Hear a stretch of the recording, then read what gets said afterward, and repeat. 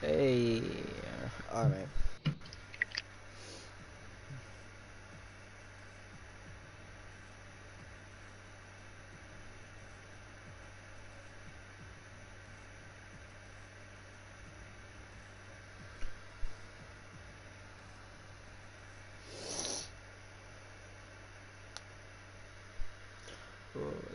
Saying everyone, evening. Funny. I am absolutely smashing, thank you, Skeptic. Well, bit of a sore throat and a cold, but we'll get through it. We'll get through it. Evening, Jonathan. Evening, MTR Games. Absolutely smashing. You wouldn't have. It wouldn't have been for no reason. I'm sure.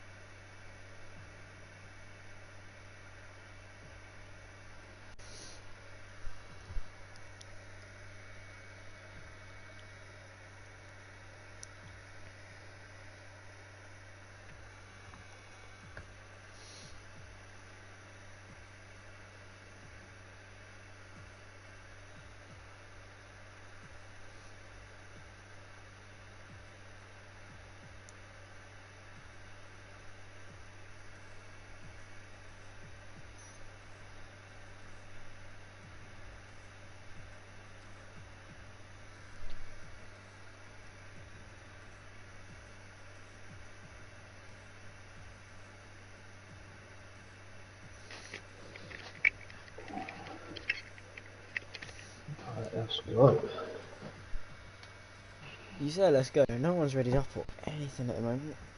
True. Let's nearly go.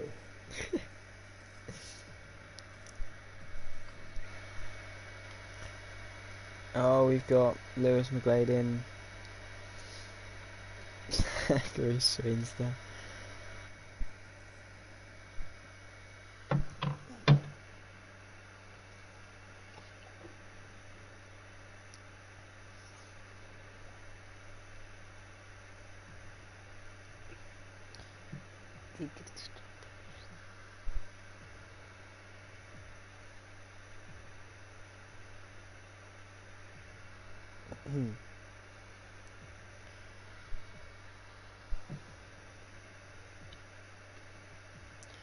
Oh my days.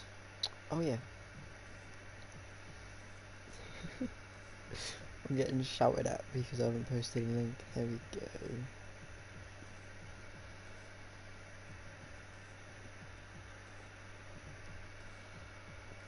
There we go. Oh my days. There we go.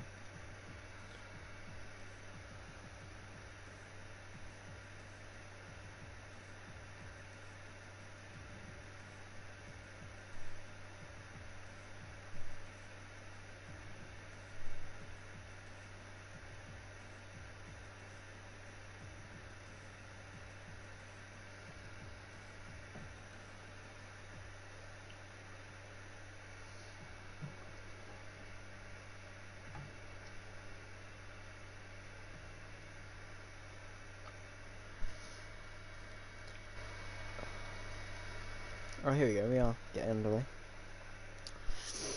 So, hello everyone, and welcome back to OBF1. You join myself and Mitch for round 11 of the OBF1 Friday Night Championship. And what a race we have on our hands tonight. We head to the home of Formula 1 and to simply perfection. That's right, we travel to the UK and to Silverstone for tonight's British Grand Prix, one of Formula One's most historic circuits and one that we'll see on the calendar until at least 2024. We certainly love to see it. I'm Zach Sweeney, and accompanying me tonight is once again Mitch. We will be your commentators for tonight. So Mitch, how do things shape up coming into tonight? Well, Britain's always a good race, isn't it? It's you never know what the weather's going to be like, so that could play a factor. It looks like qualifying is going to be dry at least. But yeah, it's just going to be an exciting race. We've got a very quick grid. Jonathan Cox has joined the league, showed some good pace in the practice session earlier. We know that Harv's got pace. Max leading the championship by nearly 100 points. Little Jim pace. So there's pace up and down the grid today. So let's hope we have a good race. Definitely is, and Silverstone does always provide with its very just. It has all the right ingredients for perfect racing. Long DRS zones. We've got the very heavy braking zones of such as actually we don't have too heavy a braking zones, but we do certainly have nice flowing corners. Of course, down the back straight, just coming off Chapel down towards Stowe. Stowe is a very nice corner to go side by side, and it really does promote some good racing. So hopefully we can see a lot of it tonight, and it's a very good track to qualify on as well, and we could see some really fast times, maybe into the likes of some 26s maybe. Yeah, I mean, I probably think we will see some of those early with the pace that we've got on the grid. As you were saying about the braking zones, you've got some long technical braking zones here as well, coming into sort of Brooklands and round Stowe. So they're the places where you could get side by side with somebody, and then it's the bravery of who's going to let off the brakes later. We've seen it over the years, especially one that comes to mind is Alonso and Vettel. The way they were going side by side through some of the corners here, it made for some brilliant racing. So as long as these guys are respectful and give each other room, we could see some good moves in these braking zones here at Silverstone. Yeah, exactly. Respect always is one thing. It's an ongoing debate, really, in motorsport in general. How much respect do you give the person on the outside, and how far can you draw the line? Of course, it is very tempting if they're on the outside to just say, well, that's your fault if you're going to keep it there. But hopefully the majority of the people today are more in the spirit of putting on a good show, and have the mutual respect for each other to give us that good show. Of course, we've had the likes of Jim, Harv and Max fighting tirelessly throughout the entire season, and Jim, since he's joined, has only failed to finish on the podium once, so he's really shown some good pace. At the moment, we've got a few people out on track. Firkin in the Haas, who I believe is his first race tonight. I don't really recognise the name, so it'd be interesting to see how he fares tonight. I think he has raced on one of our other nights. I have seen the name before, but yeah, I'm interested to see what he can do. Looks like he's going to be the first guy out putting a fast lap in. He's shot out the pits. He's well ahead of anybody else. So as he comes to the end of the hangar straight, he's got the soft tyre on as well. So he's not thinking about a different strategy for the race. He's just going to put pedal to the metal and put a quick lap in straight away. So let's see what he can do. Yeah, exactly. One of the tightest grids I've ever seen is the OBF1 Friday night, guys. We've had incredibly close qualifying, and it's a very tough environment to thrive in. But as he comes towards Abbey, completely flat out, then no questions asked, and then through Farm and up towards Village. You've got to really get the anchors down to third gear, short shift up, and then into the loop. Goes a little bit deep, misses the apex by about a country mile, but it's all good. And then flat coming on to the Wellington? No, this is the I'm not too entirely sure. But Wellington, yeah, down towards Brooklands, and then fourth gear. Clip that apex really nicely hooked up from Firkin there and into Lovefield. Long sweeping right hander. Really got to tuck it in third gear and hope that the throttle is enough to get you around through Woodcut and up towards Cops. Completely flat out. If you can hook it up right, just get that curb on the inside, nab it, and then run it all the way to the outside and then towards Mags and Beckett's. What a sequence of corners this is. Flat, just a lift and a couple of downshifts, maybe a dab on the brakes, and then in towards Chapel. Fifth gear, DRS open.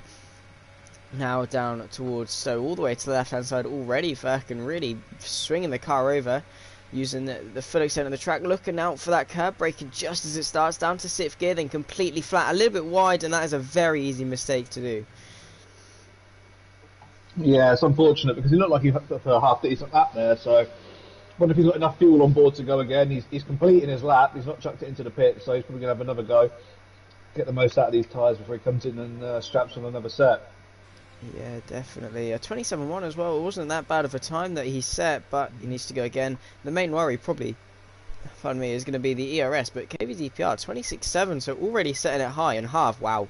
Well, I said 26 is what we were aiming for. He smashed that by about pretty much 2 seconds there. That is an incredible lap. 24.7 for his first lap.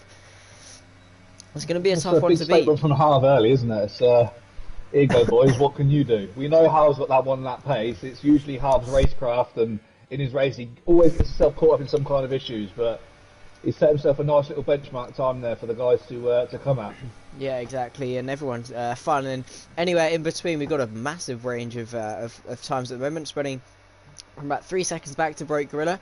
But Short Marcus settling himself in nicely. Short Marcus is an incredible driver, as well as Callum Jones. Both Mercedes really, they never set things alight. They never set the timesheets alight, but they always do enough. And wow, Max, well, have set a statement, and Max just shut him up there with going just under a tenth faster. So already shaping up to be a good one at the front. We've still got Jonathan Cox and Jim, who's on the medium tyres, coming through Stowe now. Let's see what he can do, whether he's on a good lap or just a banker lap time, trying to get himself acclimatised. But into Vale, Jim, he's always been there in qualifying. I don't think he's ever set quite the fastest time, but across the line, a 25.2, only 6 tenths off on the mediums. Not a bad time at all from the Renault. Yeah, so good lap there from Jim. It's interesting to see whether he will stick with that lap and play the long game on the race strategy, because, as you say, he's put himself near the front of the grid there as well. He's got himself ahead of the 2 Mercedes cars. I mean, we're going to see some faster times with the qualifying. The track will pick up in speed, so you might see some of the other guys coming in and around him. But it's not a bad banker lap, especially on the mediums. No, definitely not. Really not a bad effort from Jim. Of course, if you are new, the softs are the fastest ones because they have the softest rubber. They give the most grip, but over the shortest duration of time. The mediums are slightly slower, but go slightly longer. And then, of course, the white wall hard tyres go the longest, but also are the slowest. So, yeah, that's a nice, decent lap time from Jim to be on the slower tyre. Kieran Rees as well has gone pretty unnoticed with his time on the mediums. 26.3, not a bad effort at all in the McLaren. Again, the McLarens also really do settle themselves in, and when the front guys sort of knock themselves off a little bit, he's always one to pick up the pieces. Jonathan Cox as well set some really good pace in Austria last week and had a really impressive debut, so he's going to be looking to carry that momentum and carry that speed forward into today, wouldn't you say? Yeah, definitely. He's going to want to try and make an impression on this, because he did finish, I think it was second on the track last week in Austria, but he did manage to pick up, I think it was 9 or 12 seconds worth of penalties throughout the race, which dropped him down to 4th or 5th position. So he's really going to want to make a statement today. He's just come across the line for a 25.0. So he's not a million miles off the pace there. He's got, 3.5 tenths, 4 tenths to Max to make up, which can be done. We've seen it been done before. Someone's put a banker lap in and done a lot quicker next time. So he's up there. He's got some pace. There's a 25.1 from FTH on the mediums. That's another great lap on a medium tyre. That is, yeah, indeed.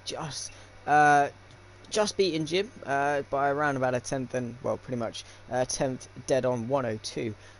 He beat Jim by, but yeah, really set himself in nicely. And as you say about Jonathan, going to want to come in today and really establish himself amongst the front, and only a few tenths off. So as the track gets better, as himself gets better, he's always going to want to find a little bit of time in himself, and it's going to be a good fight for pole. And Jim now has gone in and he's selected the soft compound tyre for his next run, which is interesting.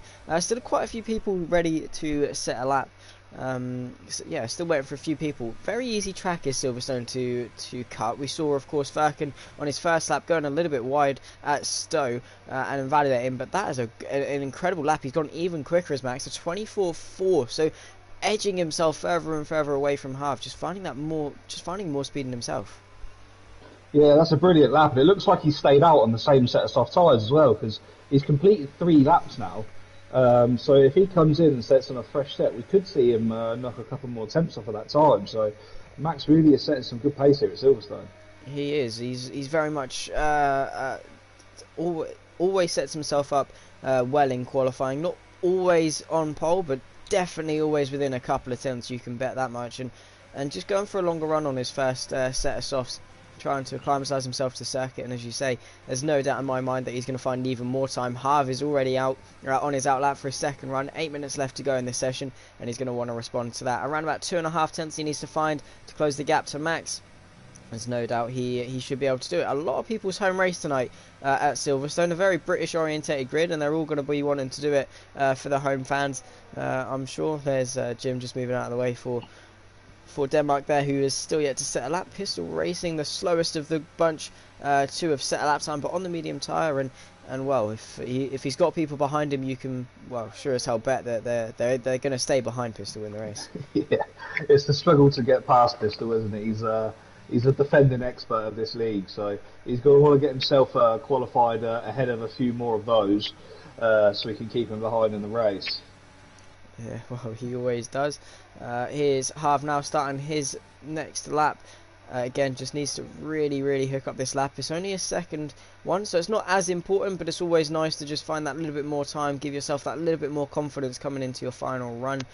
So he's got 3 sets of soft to use, 1 set of medium, provided he did choose the balanced configuration for tyres.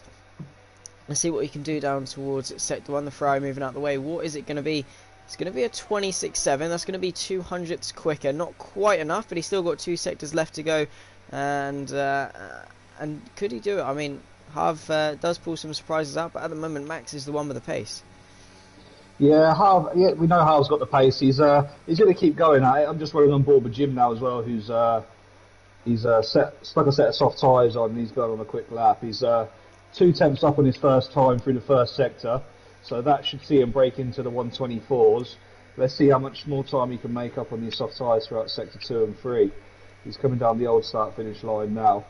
He's about to chuck it right through Cops, which is flat out on quali trim.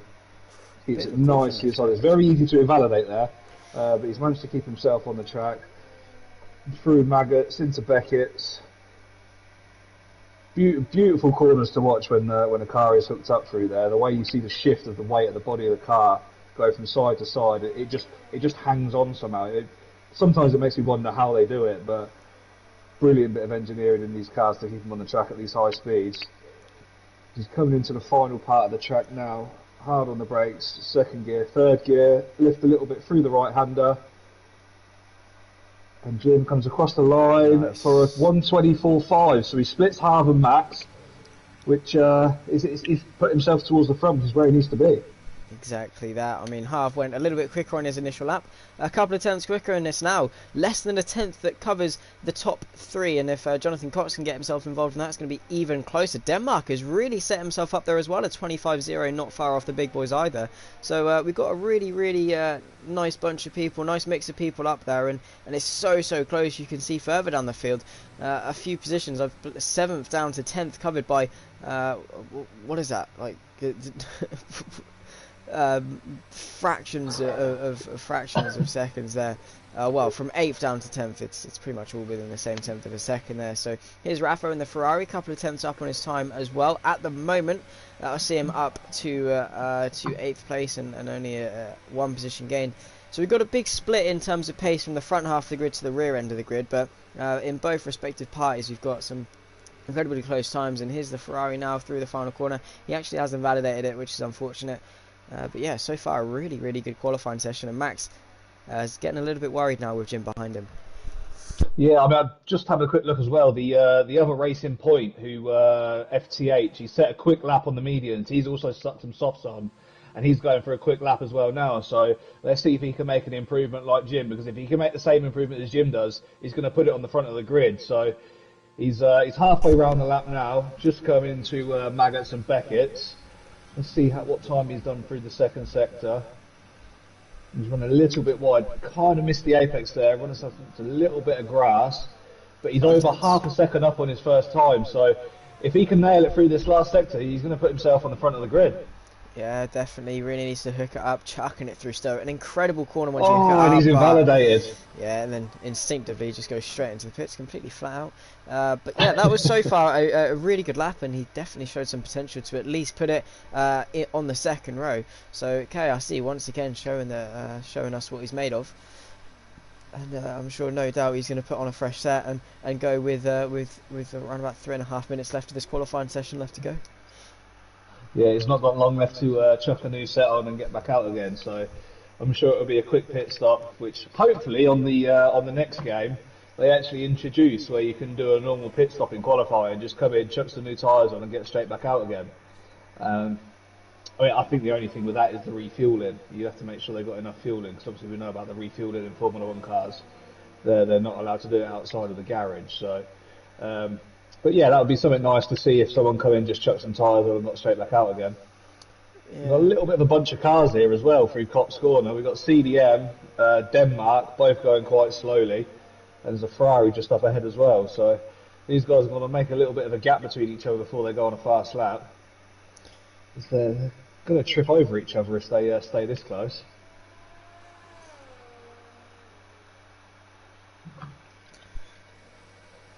Jim's stuck a new set of softs on and gone back out again as well. So is Harv still in the pit lane? Is he leaving it to the last minute, or is he happy with the time he's put in? I don't know. I mean, it's going to be very last minute. Of course, you often do want to be the last one to go across, because theoretically you get the best track of anyone, the most rubbered in, but he's cutting it very, very thin. He's going to want to get out within the next sort of 30 seconds or so, I would say. So he's leaving it very, very late. Him and Jonathan both the same. They're both still in the pits at the moment, along with KRC as well. He's still in the pits, but I'm guessing these guys will be coming out soon, because it's only going to be. Oh wow, Max has gone even faster. A 1:24.1.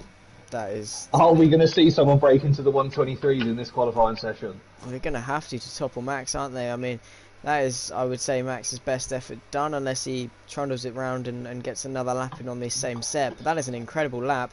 We've got Jim setting himself up now nicely in the Renault. He's around 3.5 tenths-ish to topple Max, and getting himself into the 23s would be a good way to do so. Jim now coming through the final corner. He's got Kieran Rees in his way, but he's got now around about 15 corners to try and prove that he can break himself and topple Max for pole position. Yeah, it was a brilliant lap from Max there. So Jim's going to have to do something special to get himself ahead of him now. Certainly so, but that's first sector so far has looked really hook up. Short Marcus getting himself into the 24s now and up into the top 4. Harv finally on his outlap. All three of them now coming out. Leaving it very, very late though, so that's going to be fine lines. A little bit deep from Jim coming into Brooklands. He's going to have to make it all up through Luffield and for the remainder of the lap. But hooks up Luffield up really nicely, uses all the track on the exit, really got to hook it up, and then through Woodcote, shortest run as you can, go 2 wheels over that white line, and then come in towards Copse, use the curb, open up the corner, chuck it in completely flat there from Jim, very nicely done through Copse, and now towards Magus and Beckett. Flat hook that curb, just to dab on the brakes, down 2 gears, and then again on the same for the next flick to the right hander. DRS open, how much has he improved by? He's actually not improved, he's down by around a tenth. So it's not looking good for Jim. 4 tenths in the final sector. Well, in fact, 5 tenths in the final sector to make up for the tenth that he is down through Stowe. Well, it's not looking good for Jim. I'm afraid he's probably going to have to aim to try and solidify P2 with Harv, Short Marcus, Jonathan, and KRC all behind. Now through the final corner of Club. Yeah, it's going to be slower. So Jim not looking too good there. He's going to have the opportunity to go again, but what can Harv, Short Marcus, and more importantly KRC can do, because he's the man with the potential at the moment. Yeah, it doesn't look like Jim's got enough fuel on board, and is it qualifying's over? It doesn't look like Harv's made it round. Is that the checkered flag out? It is, isn't it? No, Harv has been allowed to go for his lap, so whether that's a timing glitch or what have you, it's certainly not applicable here, and KRC's gone for another lap as well, so yeah, this is looking yeah, I don't know, maybe I've got something wrong on my screen there, because all of a sudden the time just went to 0, so...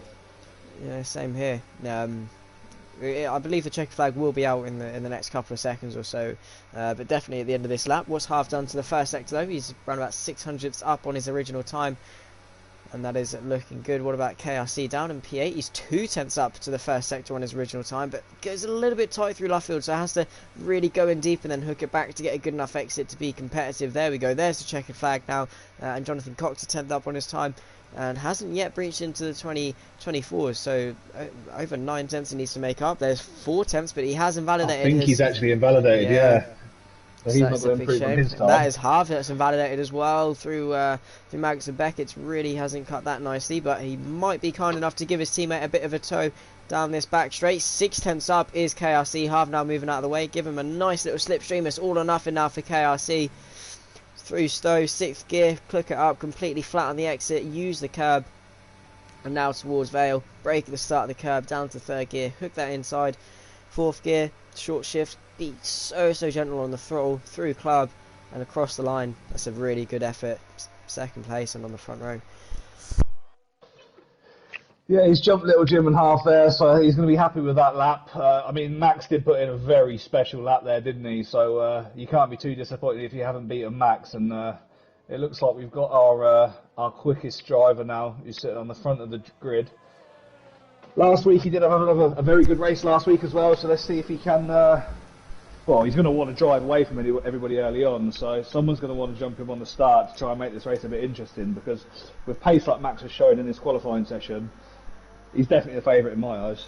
Yeah, definitely.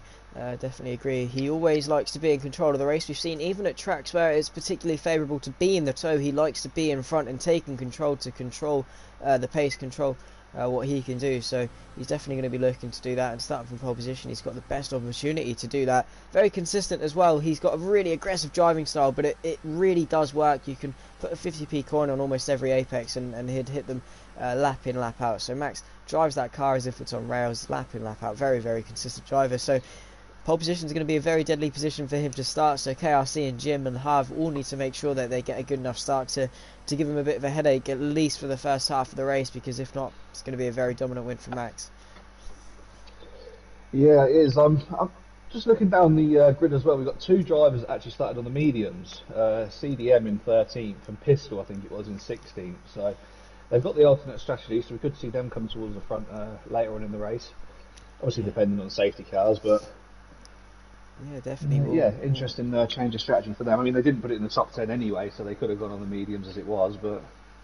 Yeah, it's certainly interesting, but Max does take pole ahead of KRC, and Jim rounds off the top 3. Harv on the 2nd row, as well as Short Marcus rounding off the top 5. Jonathan in P6, Denmark P7, Chris in P8, Remax P9, Kieran rounding off the top 10, and everyone down below, as you say, will get a free choice of tyres, so don't count them out. Ratho probably in probably the best position of the midfield to maybe score himself a P6 or 7. To have those fresh tyres. I would definitely say soft to medium is the strategy, going around about maybe 10 on the softs and then the rest on the mediums. It is definitely doable. Silverstone doesn't really have that high of a tyre wear rate, and if you touch the hards, it might not be as favourable for you. Yeah, I mean, again, the hards will probably only come out if we see a safety car early on. Someone might chance it, but even then, with the time that you probably lose on the hard tyre, it might be worth just going soft, medium, or soft, medium, soft, and having the pace on the fresher tyres around there. But yeah, I mean, there is a different strategy option that someone could go with. Be interested to see what the people do select. But as I said earlier on, this is Silverstone. We could have some rain as well. The lovely British weather. Definitely, we definitely some weird weather coming from the UK. Learned about it in geography, in fact. 4 different weather fronts that surround the UK and 4 different air currents. So we definitely get a wide variety of weather. So anything can happen. Do not count it out at Silverstone. But it does look pretty sunshine at the moment. Still a little bit of cloud up in the sky, but who knows? Over the next around about 40 minutes. 26 laps, 27 including this formation one, led by Max, who's going to really want to get himself these tyres warmed up. And majority of the people outside the top 10 have opted for the softs, apart from Callum, CDM and Broke Gorilla. So yeah, Pistol actually qualified on the mediums, and he's chose to take the soft tyre for the race. So maybe he just wasn't feeling qualifying and just wanted to get himself in the race and give himself a challenge to start further down. So interesting selection there to qualify on the mediums and race on the softs. But yeah, certainly. We'll see what he can do. Certainly an interesting choice. But he, yeah, Pistol. He's one to defend. We'll have to see how he can overtake for this race, and at his home circuit, he's gonna want to do it proud. 6 places till he can get himself into the top 10 and into the points. It's going to be tough, but certainly shaping up to be a good battle at the front, so long as a KRC and Jim can give Max a bit of a headache towards Abbey. Definitely not one you want to chuck up the inside, that's for sure, but definitely towards Village and Farm and onto the loop, down back towards the Wellington Straight. It's going to be some good racing, I hope. But Max, yeah, he's really content at the front of the championship. No one's really managed to close the gap. He's just been on it all season long. Yeah, I mean, Jim at the moment is his closest rival in the championship. Jim did join the league a little bit later than Max, so Max did get the head start over him. But I think even since Jim's been in the league, Max has outscored him. So he's definitely at the front on merit. His driving ability's put him there. So with the quicker drivers joining the league now as well, it's getting exciting. We're hopefully not going to know exactly who's going to finish sort of in what position or whereabouts on the grid. Obviously, we're about midway through our first season here in the OB League. When the new game comes out, we are going to be having a new tiered system with our F1 leagues. So it will be the better drivers will be all together. I say better drivers, quicker drivers. We've got some very good drivers in this league. We don't have very many incidents at all. But we are looking for new drivers always. So the link to our Discord will be posted on both of our streams, I believe. So anyone who is willing to race, join the Discord. We'll put you through your paces and give you a position in our league if you're able to race with us. Yeah, definitely a great atmosphere here at OBF1. No toxicity at all. Great bunch of guys and a pleasure to commentate and the progress shown since its inception only a few months ago. It's mad to see the progress it's shown in such a short amount of time, but we're getting underway soon, so you definitely get a first-hand experience of some of the action you could get yourself involved in. So I hope you do all enjoy. 26 laps of Silverstone ahead of us. It's definitely looking to be good. Here we go to 5 red lights ahead of round 11. Everyone revving up. It looks as though the lobby has glitched. It's lights out, but we're not away. Still waiting, I believe, for some. There we go. Now they're revving it up. We'll soon see them go. Hopefully soon. And there we go. We are underway for round 11 at Silverstone. It's a pretty poor start for KRC. You can see he's falling down the back of the grid. So Max with a perfect start and Jim up to P2 already. Short Marcus with an incredible start up to P3. Jim braking so late, trying to close the gap to Max, who's gone in a little bit deep. So Jim trying to put the pressure on, setting up a nice little cutback now, coming back onto the Wellington straight, and he needs to get this move done. There's yellow flags further back in sector 1. It doesn't look like the cleanest start further back, but here comes Jim. He's in the slipstream. He needs to get past Max so soon, and there's KRC trying to recover from a poor start, get himself back up the inside of Short Marcus, but not prevailing. He's under pressure from his teammate Harvey. He's going to try and go around the outside. There's the Red Bull of Jonathan Cox. Very opportunistic move to send it back up the inside of the racing point there. Bit of contact as he gets a little bit squirmy on the exit of Luffield, and that was a good effort from Jonathan Cox, but an ideal start from Jim. No real competition so far. Yeah, there's some good racing at the start there. I mean, KRC, he got off the line like Sid the Sloth there, didn't he? He dropped all the way back. Looks like the back of his car was actually weighed down. I don't know what happened there. Whether he just got wheel spin or missed the light. His reactions are off, but not the best start for him after that qualifying lap. He's got a task on to get himself back past Short Marcus now. He had a good start. So Max at the front is giving himself nearly a 1 second lead already. So Jim's going to need to hold on to that, because if he does get out of that 1 second zone before lap 3, I can't see Jim catching back up again if he hasn't got the DRS. No, definitely not. He needs that virtual tow hook to stay with him, and as you say, KRC and Harv need to work together. Harv putting the pressure on KRC. Both racing points with a pretty poor start, both down positions and 3 between them. So it's going to be in their best interest to try and chase back after Short Marcus and get themselves back into the top 4, because KRC is going to want to get himself on the podium. Little deep goes Short Marcus, but he gets a nice drive off the corner. Jim staying with Max on lap 2. And of course, as you say, when we get DRS on lap 3, it's definitely going to help him close the gap. Jim just needs to make sure he can stay with Max. Very fine lines in a second. Yeah, it's easy to lose. KRC goes a little bit deep, so Harv's going to look up the inside, but just not get the drive and get himself up. But these racing points, they need to get it together. KRC really struggling to get himself to grips in these early stages.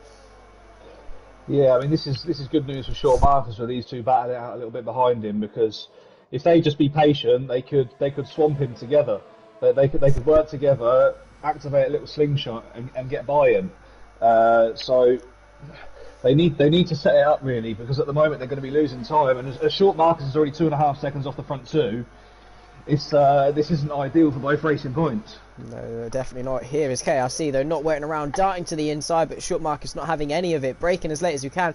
And there's the safety car with KVDPR having a bit of an off. Looks as though we've had a bit of a crash there. CDM's been involved. There's a big crash coming down towards Stowe, not too sure what's happened here then. CDM's got his front wing off, and KVDPR is completely retired from the race, and there's a safety car. So maybe side by side through Chapel, and it's just not ended well on the exit. But you can see Jonathan Cox coming in, KRC coming in, Denmark coming in, and Pistol all in, but the rest staying out.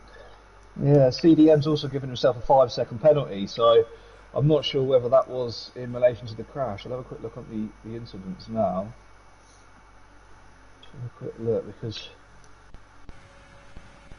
yeah, severe collision with KVDPR. So I don't know exactly what happened. KVDPR's out of the race, and a 5-second penalty for CDM, as KRC's also given himself a 5-second penalty in the pit lane. So that's not what he's going to want after his start. It goes from bad for worse for him at the moment. Yeah, I mean, it's certainly not ideal, and 5 seconds a big amount of time. He's gone to the hards, which is interesting. So definitely looking to go long. Whether he can go to the end, that's another story, but the majority of the grid deciding to stick on strategy, which, to be honest, I would definitely agree with. Staying on strategy at the moment. It's not like it's close-ish to a pit window that you can get away with it. It's very much at the start of the race, so yeah, they're gonna stick it out for this one. But if KRC can make it work, no reason why not. And he's gonna have his work cut out for him as well. He's gonna need to get those hard tyres turned on and get them going, as well as get himself back through already tight midfield. But yeah, it's gonna be a bit of pressure. Just having a look at the pit stops that have happened as well. Denmark's come in and he's actually put on a fresh set of medium tyres, which are definitely not going to make it to the end of the race. So maybe he's thinking with his fresher tyres he can get past a few people, make the mediums last quite a while, and then chuck a fresh set of softs on at the end and be one of the quickest on the track right at the end. But interesting move from Denmark to put the medium tyres on so early in the race. Yeah, I mean, looking maybe to go slightly longer, put the softs on towards the end if there is another safety car. But as you say, they're certainly not going to the end of those medium tyres. So maybe he knows something that we don't. The mediums, I would definitely go for the mediums over the hards in this situation. So yeah, he's going to be a little bit quicker than KRC in front and be able to get himself through a lot more efficiently, and then maybe pit around the same time the soft runners are in, or just a little bit after, and then go to the softs towards the end. So he's still in a good position and showed some good pace and quality too. Yeah, I mean the pitting early under a safety car like that only really benefits you if about half the field actually pit, because if they don't, then you've got too many quicker cars in front of you and you just lose too much time having to try and get past them. Like with, for example, KRC, he's put a hard set of tyres on. Just by car positioning, he's about 8 seconds, 9 seconds back down the track from the front guys. He's sort of trying to overtake these cars and then make up the time. And all these guys have got the quicker tyres on. What is it, a 27, 28 second pit stop here at Silverstone? It's a very long pit lane and it's very slow as well. Yeah, so, I mean, it's with the quicker tyres, I think the guys at the front, I mean, they stayed out for a reason, didn't they? They didn't stay out because of strategy. They stayed out because they know that these tyres are what they need to be on at the moment, and they're not going to be able to make up the time on the harder tyres from now to the end of the race. So let's see what KRC can do, but yeah, definitely an interesting move.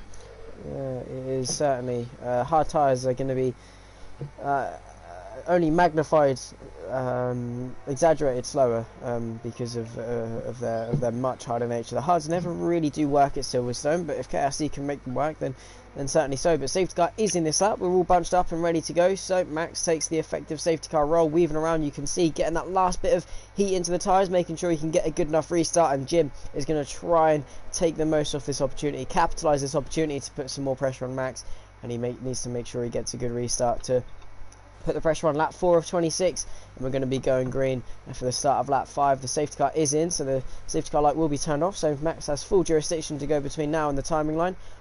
And Jim, you can see, already wants to get going, but he wants to follow him close in case Max does punch it now.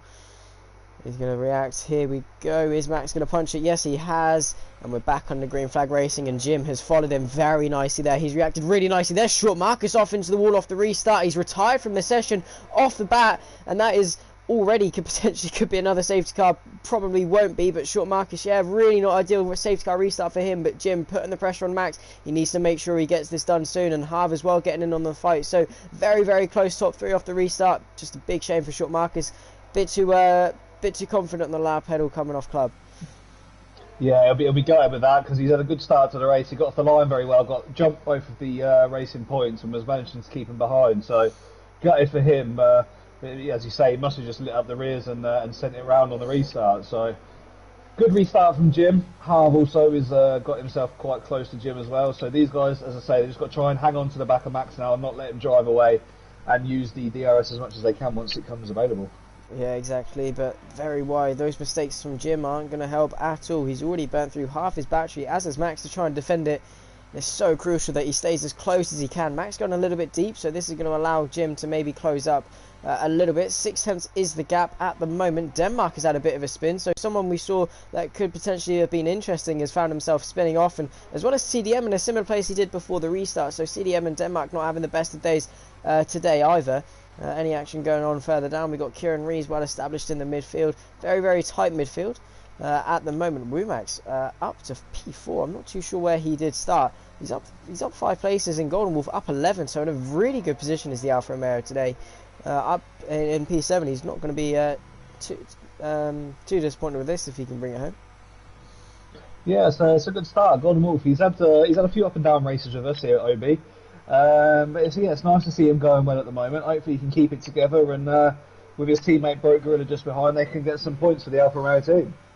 Yeah, exactly. Going to bring it home, and if he can do so, I mean, he's got his teammate right behind him. Well, I say right, he's about 6/10 behind, but very deep from Broke Gorilla. Could see the likes of Furkan, who's driving really well as well in P9 for his debut on a Friday. Not going too well at all.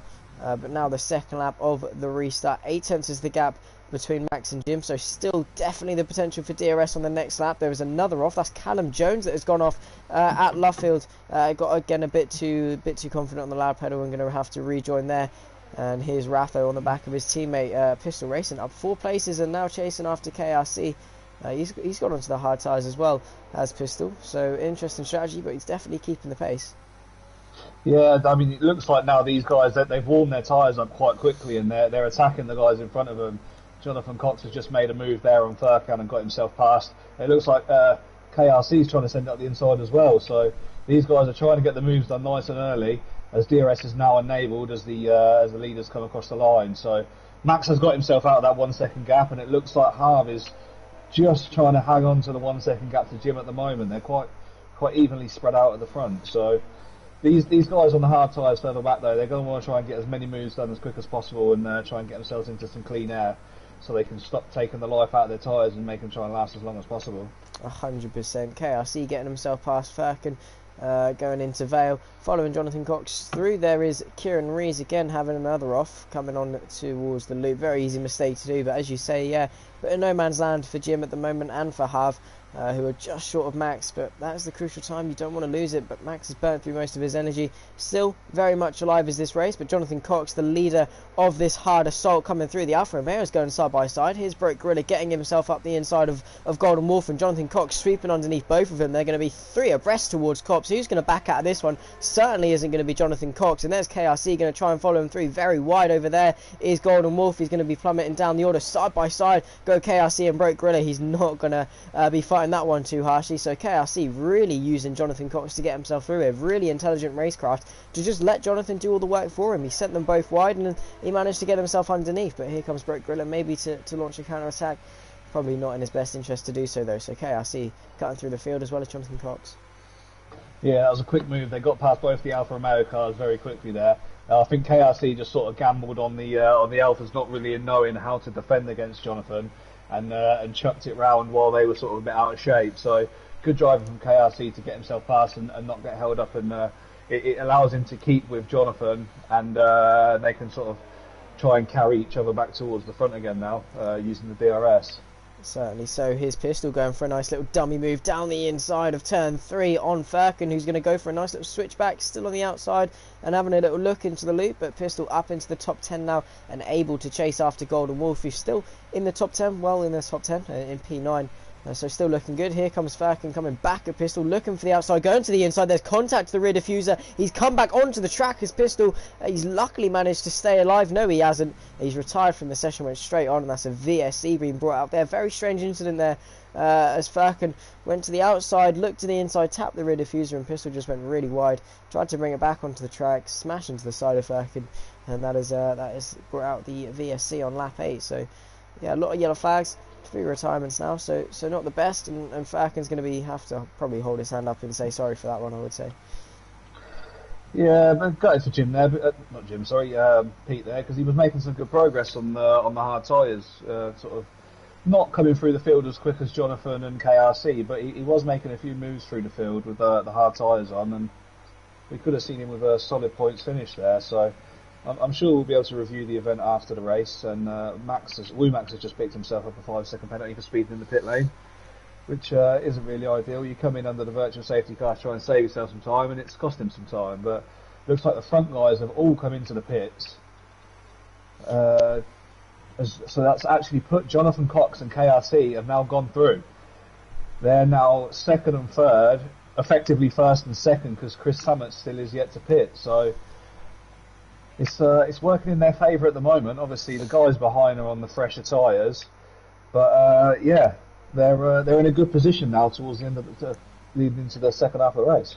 Definitely so, and interesting to note, Max might have got held up a little bit because Jim's really closed up to the back of him. He saved up a nice chunk of DRS as well. He's going to have DRS, and this is the chance Jim was waiting for. He needs to launch this attack now while he's got the chance, but Max just got enough to hang on. He is closing his Jim, but it's not going to be enough towards Brooklands, so he needs to stay with him as much as he can. This is his silver lining. This is his hope to try and recover in this race, and they both need to cut through the field. Max has only got a couple of seconds to Denmark in front. Little mistakes like that from Jim are going to cost him, but definitely really going to help him in his pursuit. But have gone to the hard, very interestingly so. But yeah, mediums to the end, and that VSC was very nicely timed for the leaders. Probably coincided really nicely with their strategy anyway.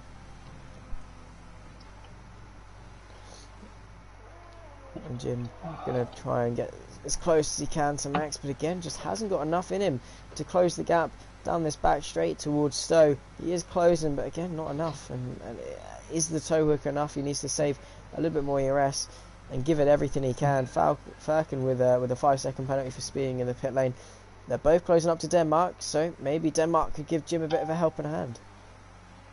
Yeah, I think the traffic's really going to help Jim out here. Sorry, I was just looking at the Discord chat. Pete didn't seem too happy with what happened, so we'll probably see an instant report about that afterwards. Jim.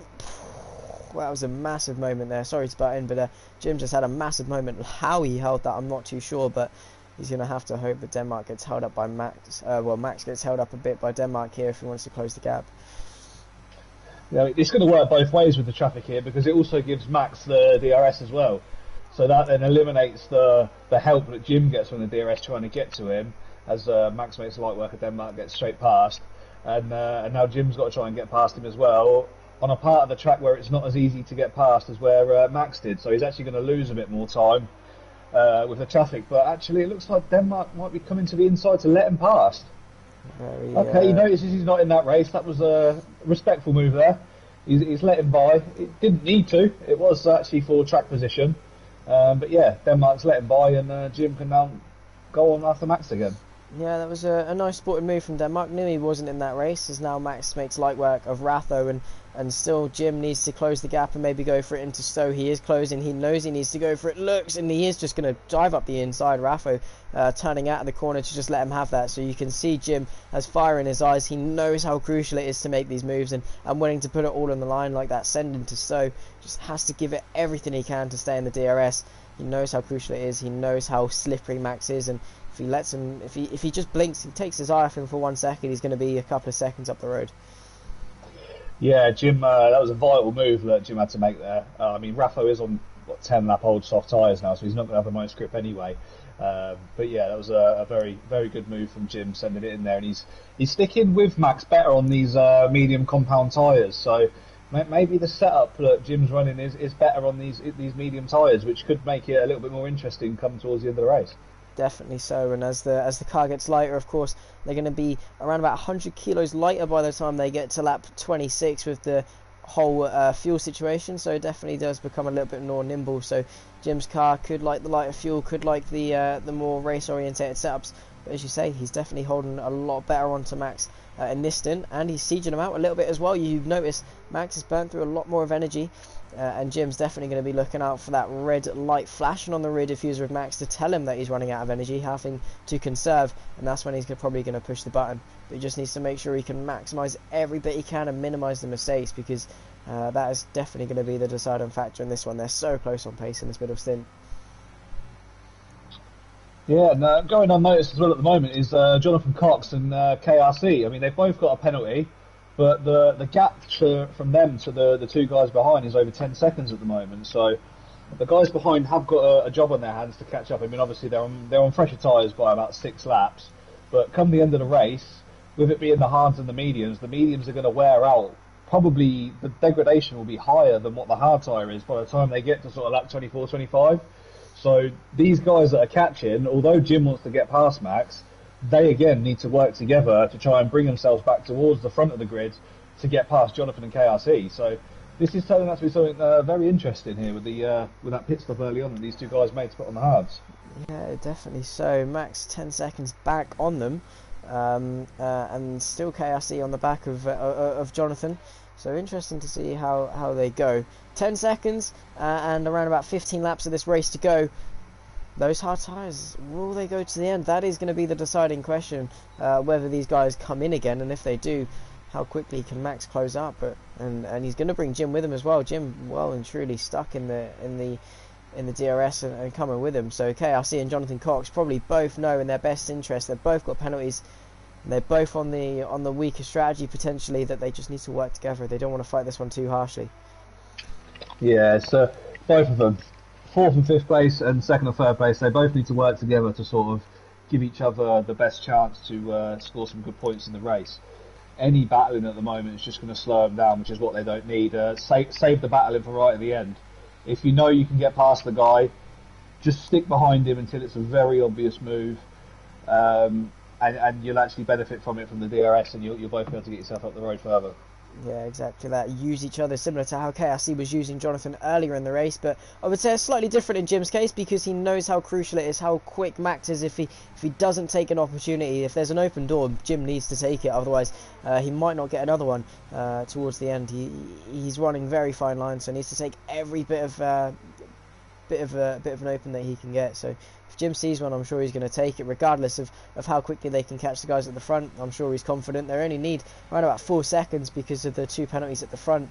But now Jonathan Cox closing onto the back of Chris, and needs to get his way through. Chris going really long in these soft tyres. Is it now only hurting him? He's not going to gain too much now on the thing. That is the thing. You're going to gain with having the fresher tyres, but you're also going to lose a lot more by sticking out on the older tyres. So Chris, it's a big gamble, definitely.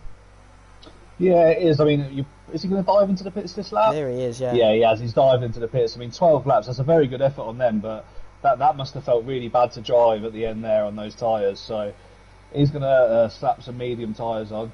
And let's see what he can do. He has had a good few finishes, Chris, has he, in this league? He managed to get himself on the podium a couple of races ago, so he's definitely a driver with some pace, and there may be some method to his let's say mad sort of stint on them soft tyres. Yeah, definitely. He's going to be one to know more than us. If he wants to go hard and is confident in these medium tyres, wants to really, really push him to the end without having to worry, he's going to come out just behind Max, in fact. So still going to come out in P8, so some good points there on offer. Here's Jonathan Cox having to fight with KRC. Now side by side they go through Luffield. Jonathan Cox just about hanging on with KRC there. There's yellow flags through sector 3. I believe that's more just to do with a slow moving car than anything, but KRC, a good effort, but Jonathan Cox just hanging on, and we were completely wrong. They're not working together at all. KRC wants to get himself through, and when Max and Jim comes up, he wants to be the lead car and let Jonathan Cox maybe be a mobile chicane and postpone the inevitable, maybe. Yeah, I mean that little bit of battling there probably cost them about half a second just in that short little bit. So we can see how much it actually affects when you do battle. And I mean, obviously they're racers, aren't they? They all want to get past. That's what we're here for. We're here to overtake. We're here to get to the front. But yeah, sometimes you just sort of have to have to think about the bigger picture. But these guys, they're going hammer and tong at it, and they want to be at the front of the grid. Yeah, exactly that. KRC not squandering at all for an opportunity, as well as Max, who still hasn't been able to quite close up. Max, neither of them really conserving energy either. Maybe Jim he's picked himself up a 3-second penalty as well, pushing that hard and just a little bit of a cut through Abbey. So Max definitely got the mental and physical advantage in this. He's got the pace and he's got the psychological advantage over Jim now. He knows he's got 3 seconds in hand and he knows he can just chill. But maybe Jim should just back off for a couple of laps, save some energy, then push the button, go backwards to go forwards in a sense, and that could definitely work. But he's sticking with Max very nicely and ready to pick up any mistake, but be very uncharacteristic if we see Max make a big impact by a mistake. Yeah, it's a shame that Jim picked that penalty up, because it is a bit of a weight off Max's shoulder, and it will just make it an easier drive for Max now. I mean, we've got 11 and a half laps to go, and the gap's down to 7 seconds between these and the guys at the front. So they are closing in. They will, by the looks of things, get there. And yeah, it's easier for Max now with Jim picking that penalty up. So Max has put himself back in a very good position by Jim getting a penalty. He has, yeah, and it's more just pressure alleviated off his shoulders. Of course, Max will be looking in his mirrors, worrying about Jim. There's another spin. CDM has gone off just after left field, but yeah, he's going to be falling himself outside the top 10. So some big mistakes have cost some people some good points there. CDM definitely had a good opportunity for some. But going back to Jim, being behind, he was at least showing Max that he wasn't going anywhere. He could still stay with there. The 3-second penalty just gives the psychological advantage back to Max, and Max very much in control of this, chasing after him 6.7 seconds, and without a penalty, quick look, 5 seconds and 3 seconds, so they don't even need to make it all the way in order to make an overtake. So it's about half the distance back, and it won't be too long until they're net overtaking them, of course not on track, but on time. But yeah, broke Gorilla into the pit lane as well, maybe picked up some damage, so that is going to promote CDM back into the top 10, so it will still be a double point score for Renault at the moment. But so far no action in the midfield. It's all eyes at the front as the two charging tyrants of Max and Jim chase after KRC and Jonathan Cox towards the closing stage of this race. The CDM with a 3-second penalty as well. Yeah, these guys, they really are going at it at the moment. They're both with under 10% ERS left, and eking as much out of that energy recovery system as they can every single straight, but they're doing exactly what each other's doing, so they're sort of in a bit of a stalemate at the moment. The gap's floating between half a second and 7/10 of a second, so not much is really happening between these two. Like with the two at the front, KRC and Jonathan Cox, the gap's staying about the same, and it just doesn't look like they're getting enough help by the DRS to get past. Yeah, exactly that. They don't have enough. KRC, he's got a little bit of ERS to use, so he's got that in hand, but definitely in the case of Jim and Max, they run out of ERS too quickly to really be able to benefit from it, and he's not quick enough where he needs to be quick. He needs to maximise those exits, such as the one off the loop coming off there. There's a massive yellow flag that looks like CDM has spun coming on to Chapel again, and the safety car at this stage in the race would really spice things up, wouldn't it? That would give KRC and Jonathan Cox a free pit stop to come out and have some fresh tyres and be on equal pegging with Max and Jim.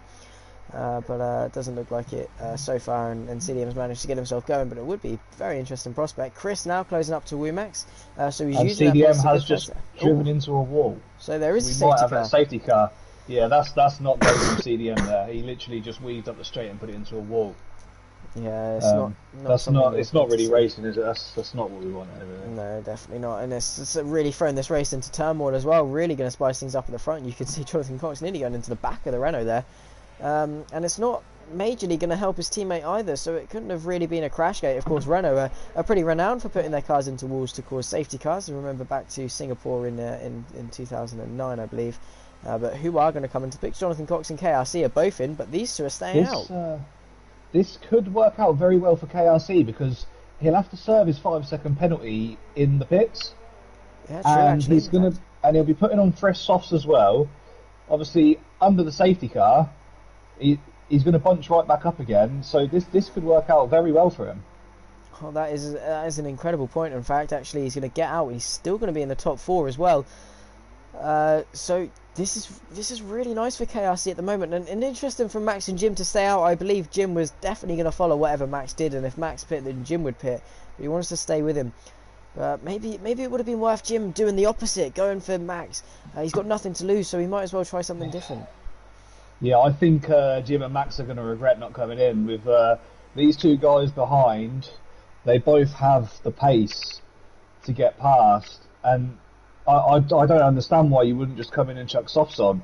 It's the perfect window to get a set of soft tyres to the end of the race, and they'll have the extra grip. There was no challenge from the cars behind to be able to get past, especially with Jim and his penalty. He could have, if he seen Max stay out, come in and give it a chance. So what's there to lose? Exactly. There really isn't much. They definitely had the window. They've still, got 10 seconds to halve as well before they all bunch up. So they certainly had the window. And now they've got 5 cars behind him that are going to be on much better tyres to the end of the race. And they're not really going to fall off much either. The softs are really durable, so they'll comfortably go to the end of the race. It's not like the mediums will slowly become better, and they're 8 laps themselves. So Jim definitely could have done with coming in there and putting the soft tyres. Maybe scared that he couldn't get past KRC and Jonathan very quickly and Max could get away. That could have been part of his thought process, and would have preferred to just stay with him, be safe, and stay right behind him, because we've seen that he's really good off the restart is Jim. But yeah, we'll have to wait and see. We've got a few laps of this race remaining, and it's all kicked off now. This is really throwing the whole race into turmoil with CDM's retirement there. Yeah, I mean, it's disappointing really, because the manner of it. If it was a genuine accident, then yeah, fair enough. But it just looked like CDM spun it and gave up, so which isn't ideal. But it's made it a little bit interesting. We don't know who's going to win this. We know Max has got pace at the front. He's not got a penalty. Jonathan and Jim behind both have penalties. Jonathan's on quicker tyres than Jim, but Jim's got track position. And then KRC, also on soft tyres, has no penalties. So if he can keep up with these guys, he'll jump the 2 guys with penalties. We don't know how this is going to finish. It's interesting. Certainly so. Around about 7 laps of this race remaining. We've lost Firkin in the pit lane, so no idea why he would retire. He's got a safety car, so best opportunity to get himself back into the point if he have a bit of an off, but maybe had to go or something there. But that is definitely what CDM could have done, is retire in the pit lane instead. So nice from Firkin, nice stuff to just pull into the pits and retire there. But hopefully we're going to get back to green flag racing very soon. We've got very big spread. We're waiting for Golden Wolf. He's now coming through Vale and into Club, while these guys are well into Sector 2. So he's got a big bunch of catching up to do, and hopefully the safety car doesn't leave him behind. Yeah, I mean, Callum Jones as well is 54 seconds behind, it shows. He's on the back of the safety car queue though, so he is. Okay, that's fair enough. So yeah, we've just got to get the Alfa Romeos to catch up. Yeah, exactly. So yeah, it's going to be quite. We'll probably see one more lap, I reckon, on the safety car. Yeah, I would imagine so. I mean, Golden Wolf SA averaging around about 150, and at the front about 80. Ooh, big slide from Max there. That was going to be his heart in his mouth. Certainly. That's warming the rear tyres up extreme level. Yeah, that is some extreme tyre warming skills, as Super GT would certainly say. Yeah, really lights up the rears there. It does look like the safety car is staying out due to, Broke Grinner's caught up. It's just Golden Wolf now who's, just over 15.5 seconds behind, so he'll be able to make that up in this next lap. But he's probably going to be nursing his soft tyres a little bit as well to try and get the most out of them. But it's Jim and Max. If I was one of those, I'd definitely be regretting not coming in and putting on the soft tyres right now. Yeah, definitely. They're going to be definitely questioning it. That is not the racetrack there, Jim. That is slightly a little bit off. It's a little bit quicker if you stay on the tarmac. I thought that would be common sense, but clearly not. And it's not like they can do much about it as well, because if they pit, they're not going to have much time to catch up, and because everyone's bunched up, they're going to be right at the back of the grid. So they're fully committed now. They've got to stick it. Yeah, they have. So it's going to be interesting towards the end. So anyone who is watching, don't take your eyes off it at the moment. And as I did say earlier on, we are looking anybody out there who does play Formula One, we're on the PlayStation, PlayStation 4, PlayStation 5 League. We race on, at the moment, we currently race on a Monday night, a Wednesday night, and a Friday night. The link to our Discord will be posted on both of these streams after the race. So if you do enjoy racing and you're a clean, fair racer, by all means, come along. It doesn't matter what pace you are. You can learn with us, you can get quicker with us, or if you're quick and you think you can beat these guys, come in and show us. The quicker the guys we get in, the better the league's going to be. So yeah, I'm excited for next season. Bring a few more drivers in, a couple of tiers, and get some battles up and down the grid. It's going to be good. Definitely so. I mean, the progress shown by this league, I'll always say it's been so exponential. They've really gone from nothing to everything at the moment. We've got some incredible drivers. Jonathan Cox is one that is well known amongst the league racing community. Very much has his name out there, and a very quick driver. So it's a pleasure to have him in here. We got very quick drivers the likes of Max and Jim as well, who have made a name for themselves amongst here. So if it is something you'd like to get yourself involved in, and you like the look of the streams, and mine and Mitch's attempt of talking you through it, then definitely do get yourself involved. We got now 6 laps of this race remaining. Max warming his tyres up and getting himself ready to go racing again for the final stint of this race. It's a very, very crucial stint, probably the stint of his life now if he wants to win this race, backing everyone up. He's got Jim very, very eager to get himself going. He needs to wait. Max is backing him all the way up, you can see, waiting very long, and Jim wants to get himself going. We're back on the green flag racing. Jim has reacted very, very nicely. So is Jonathan Cox, and KRC a little bit further back because of Callum Jones in the Mercedes. That's very wide from Jim though off the restart. That's going to invite Jonathan Cox to get himself around the outside. Jim's going to try and keep it on the inside, but very nicely done from Jonathan. He's going to look to the inside of Max there, but just a little bit too far back on this occasion, and KRC needs to get himself moving. He needs to get himself going, because if not, he's going to find himself falling back. But already Jonathan Cox now into second place, chasing after Max. He has got a 3-second penalty, but if he's made this quick of a restart already, he's got 6 laps to pull those 3 seconds. Yeah, that's a tough task, that is. I mean, first you've got to get past Max, and then to drive 3 seconds away from him, then yeah, that's going to be a very tough task. But Jonathan's going to give it a go. He's staying right on the back of Max at the moment, and I think now Jim's going to be realising the soft tyres were the call that he should have made, and Max will probably be thinking the same as well, seeing how quick this Red Bull is behind him. Yeah, Jonathan Cox looking in a very good position. Started 6th and now played strategy well. I mean, we did doubt them at the first safety car, but seemed to work out all right for them at the moment. Jonathan Cox not quite catching. He's burning through a lot of ERS to try and close the gap, as well as KRC needs to get past Jim. So it's definitely broken into 2 groups of the top 4.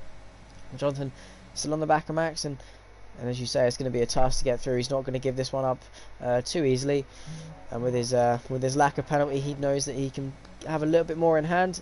Leads the first lap of the restart though. Really is a master of leading restarts, as Max. He always controls them to pretty much perfection.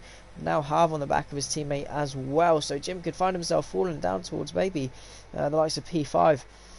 But KRC needs to get himself closing up. That was very close. Big lockup from KRC. That's going to invite his teammate to maybe go up the inside. Callum Jones is retired, but in the pit lane, so no safety car, thankfully. Here comes Jonathan Cox. Is he going to go for it? Not quite close enough, but he's definitely eyeing up Max. He's analysing every little bit of Max and where he can get through. Yeah, he's just got to wait for this DRS to come available again, and then he'll have the time to get past. I mean, he's going to try and obviously get the 3-second gap ahead of Max. I can't see that happening. Max is actually driving on these medium tyres very well. It's you wouldn't think that he's on 12-lap-old mediums and Jonathan Cox is currently running on 3-lap-old softs, as it doesn't look like there's much pace difference between them. Unless it is just Max is putting his car in the right place, and we'll see some real pace of Jonathan Cox once he gets past. But yeah, Max is doing a great job at the moment, keeping himself ahead. Definitely is. He's really driving well.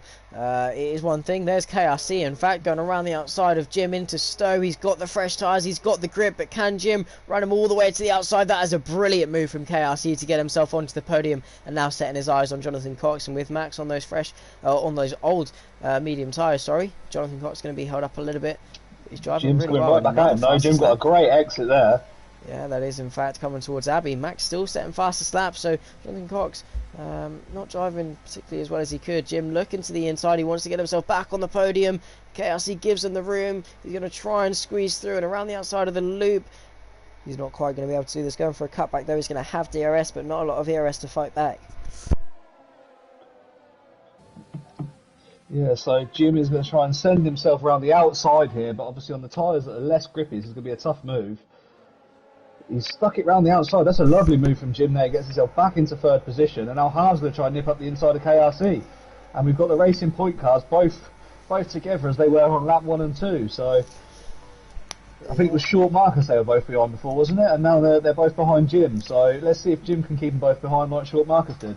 Yeah, nice bit of white lining from Jim there. Really opportunistic stuff to find himself holding on. He's got a 3-second penalty, but he's going to be wanting to hang on to this. But definitely KRC, a wasted opportunity. He needed to get past Jim and get himself setting after Jonathan Cox. He's coming straight back at him though as KRC. Deja vu now towards Stowe. KRC's driven into Jim there.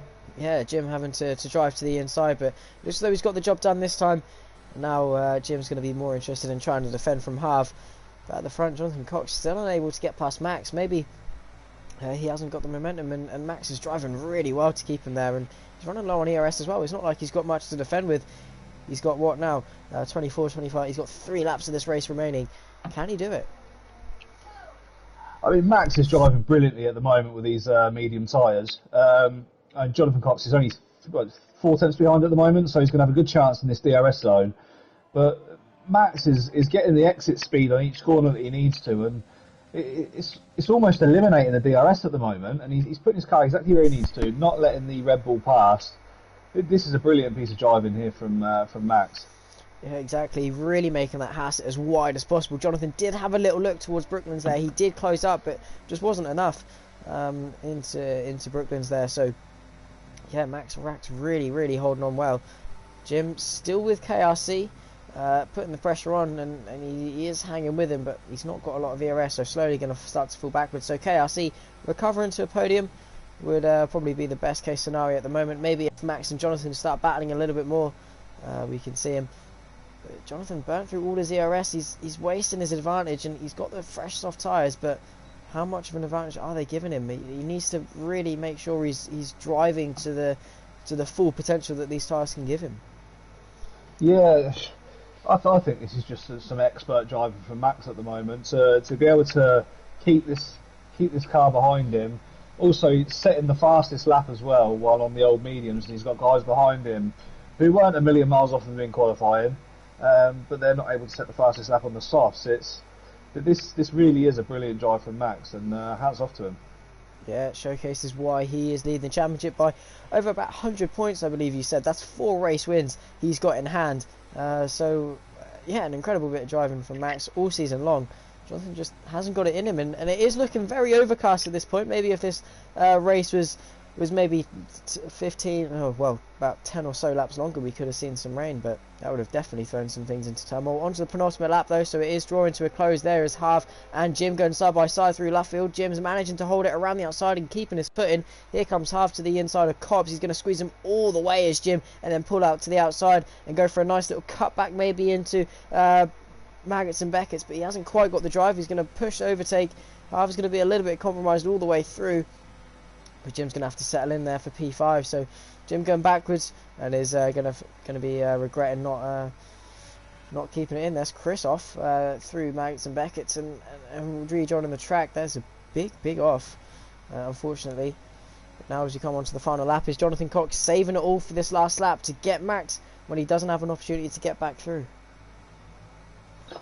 Yeah, he's not put himself in a good position there and let Max drive away from him a little bit on the exit there. He needs to get as close as he can coming up to the DRS section so he can have a go into Brooklands. But from how far back he is here, it doesn't look like he's going to be able to do it. And it looks like Max has got himself exactly where he needs to and kept that gap to the car behind him. So yeah, I mean, it looks like he's going to have a go now. Maybe he can put it together through Maggots and Beckett's when we get round there and have a run up the hangar straight. But the way Max is driving, I wouldn't have thought it's going to happen. So looks like Denmark's just picked himself up a penalty. So there's a fair few penalties on here at the moment. What have we got? Let's have a quick look. We've got Jonathan Cox has got a 3-second penalty. Harv's got an 8-second penalty, which is good news for Jim. So that'll push Jim back up a place. what have we got? What's the interval gap at the moment as well? So as it stands, KRC will actually finish second because he's 2.7 seconds behind, and it's a 3-second penalty for Jonathan Cox. So he's done enough to just stay in there, but 2/10 in the final sector. It could all come down to this. It's definitely a race against time between the two, but he's just about going to hang on there.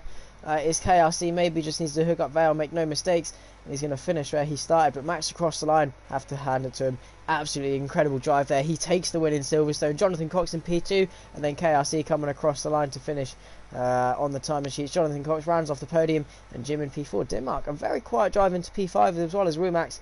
Half falling a little bit backwards though. Penalties definitely cost him today.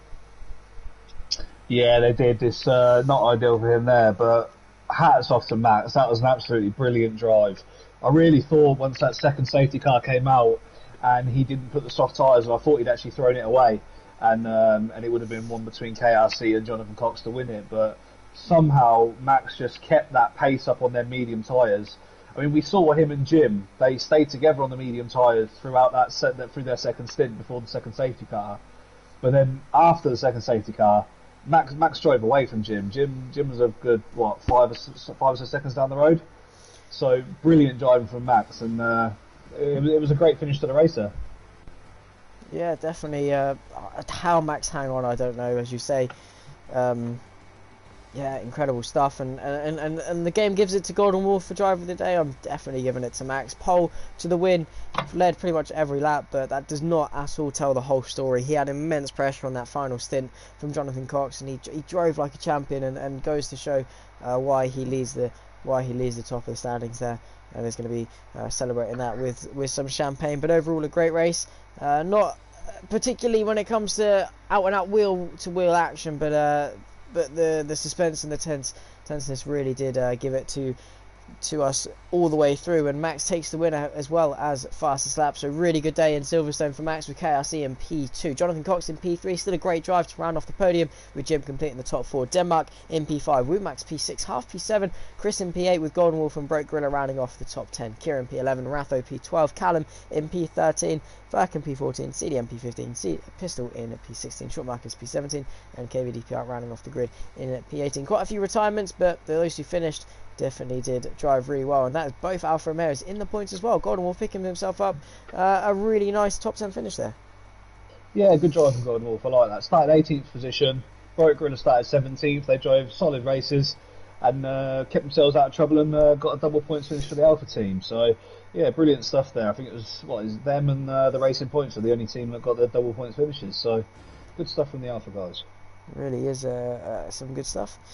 Nice to see them doing well as well, and that is it their first.